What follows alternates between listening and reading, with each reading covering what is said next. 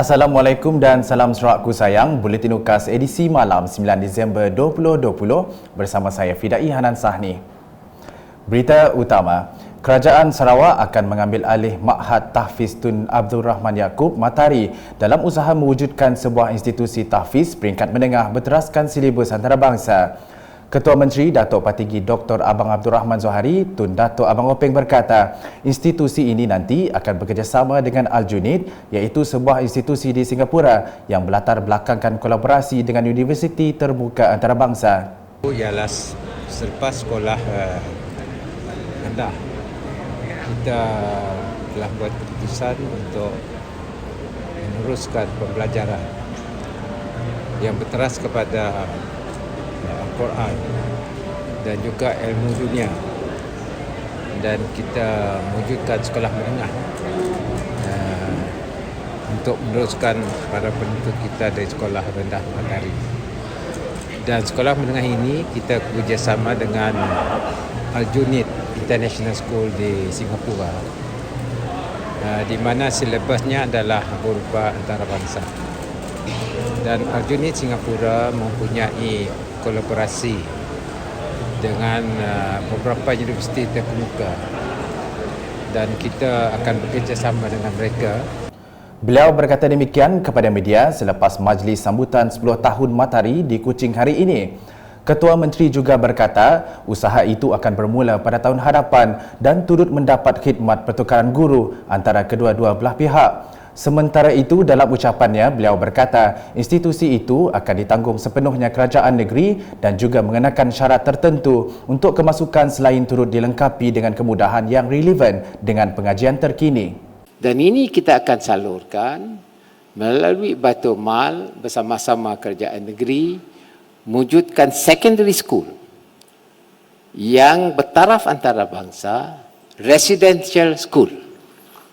Ini residential school, anak kita tinggal dalam sekolah dan mereka akan menumpukan kepada pengajian mereka. Memanglah hujung minggu ngagak mak bapak lah keluar. Tapi dia diam dalam sekolah dengan satu disiplin. Dan kemasukannya pula ada tinggi sikit lah, yang pun Rizal mestilah Rizal yang baik sekali untuk masuk sekolah. Dalam pada itu, Matahari yang telah ditubuhkan pada tahun 2010 merupakan cetusan idea yang di-Pertua Negeri Sarawak, Tun Pehin Sri Abdul Taib Mahmud untuk melahirkan lebih ramai hafiz yang profesional dan memartabatkan institusi tahfiz di negeri Sarawak. Berita seterusnya, Majlis Pelancaran Hari Anti Rasuah Antarabangsa HARA 2020 peringkat negeri Sarawak secara rasminya dilancarkan hari ini sejajar dengan usaha merealisasikan Manifesto Kerajaan Sarawak ke arah negara bebas rasuah dan berintegriti. Majlis telah disempurnakan oleh Menteri Kerajaan Tempatan dan Perumahan Sarawak Datuk Seri Profesor Dr. Sim Kui Hian di Wisma Bapa Malaysia di Kuching. Berucap semasa majlis perasmian tersebut, Datuk Seri Profesor Dr. Sim memberitahu objektif utama perkeliling ini adalah untuk menggalakkan penjawat awam melaporkan rasuah dan mengiktiraf penjawat awam yang memperlihatkan etika dan integriti dalam menangani rasuah. So it's a constant reminder that fighting corruption is at all times, not just one day in a year.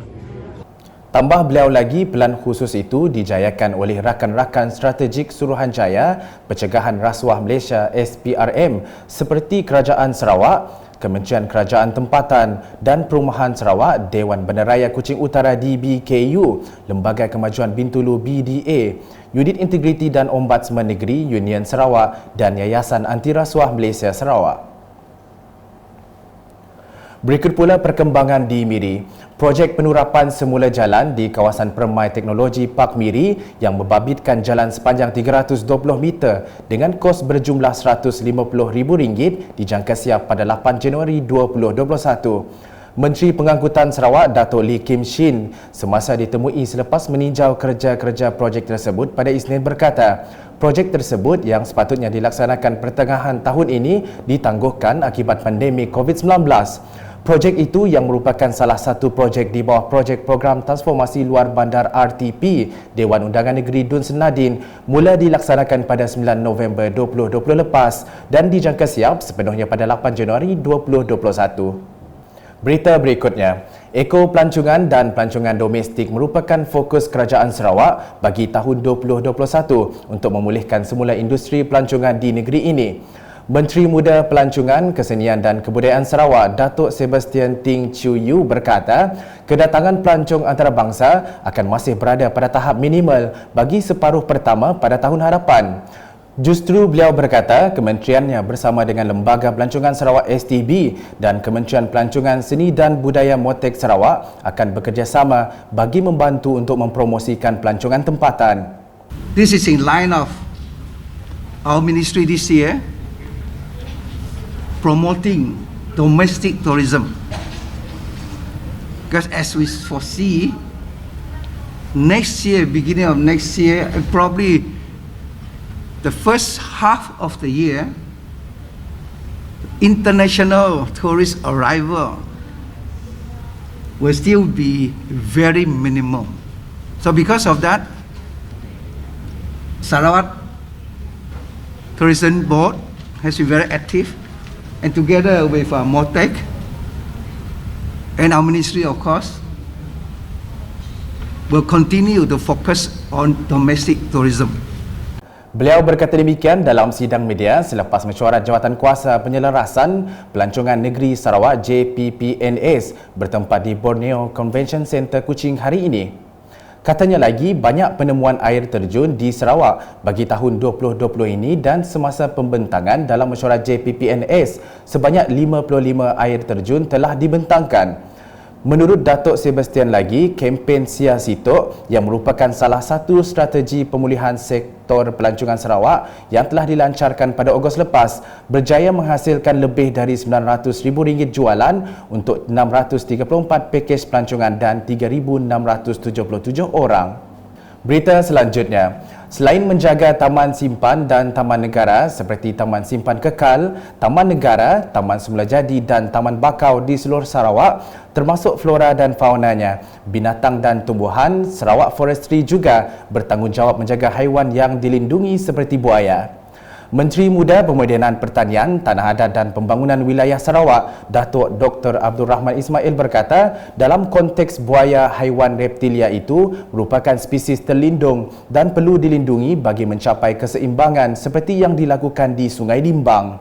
Jadi buaya ini adalah salah satu spesies yang terlindung dan ianya merupakan satu perkara yang perlu ditangani dengan sebaik-baiknya. Kita nak melindungi buaya kah atau nak melindungi manusia? Itu satu perkara yang mau ada equilibrium, keseimbangan. Sungai Limbang ini adalah dalam zon nyak buaya. Maksudnya bila ada ditangkap buaya di Limbang, dia akan dilepas ke tempat yang lain. Karena lepas juga buaya dan dapat dibunuh. Kalau mau dibunuh, kedapatan ada hukumannya. Beliau berkata demikian semasa berucap dalam program pendidikan, kesedaran dan pemeliharaan buaya Anjuran Sarawak Forestry Corporation SFC di Kampung Patiambun, Limbang pada Isnin. Dalam pada itu, ketika ditemui, beliau yang juga adun Bukit Kota berkata, daerah Limbang juga mempunyai beberapa tempat yang telah dikenal pasti sebagai tempat pelancongan yang boleh dikomersialkan. Antaranya di Kampung Meritam, Tumpur Babua, di Semabat, Kali Terjun Semabat, dan di Kampung Patiambun ini yang dinamakan JT Sentaba, yang mana beberapa infra telah pun dilaksanakan oleh Majlis Daerah untuk membina JT Sentaba ini, dan kita bercadang untuk menambah lagi JT ini. JT Sentaba ini sehingga 1 kilometer lagi lah di bawah NRDA, dan kawasan ini memasuki kawasan di bawah SFC, iaitu Taman Negara Kayu Bakau.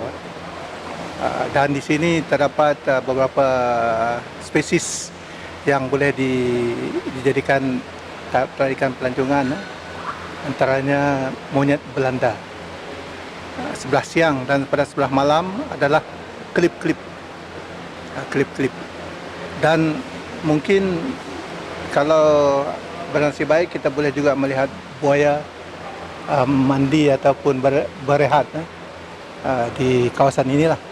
Program mengenali, memahami dan memelihara 3M buaya mula dianjurkan pada tahun 2013 dan 2014 bertujuan berkongsi dan menyebarkan maklumat terutamanya mengenai hubung kait antara manusia dan buaya khususnya kepada masyarakat yang tinggal dalam lingkungan habitat buaya. Berikut pula perkembangan harian COVID-19 di Sarawak. Jawatan Kuasa Pengurusan Bencana Negeri JPBN Sarawak dalam kenyataan media hari ini memaklumkan 4 kes baharu telah pulih dan dibenarkan discharge dari Hospital Umum Sarawak. Ini menjadikan jumlah keseluruhan telah pulih dan dibenarkan discharge meningkat kepada 1,041 orang ataupun 97.11%. Dalam pada itu, Sarawak hari ini tidak mencatatkan sebarang kes positif dan mengekalkan jumlah keseluruhan 1,072 kes.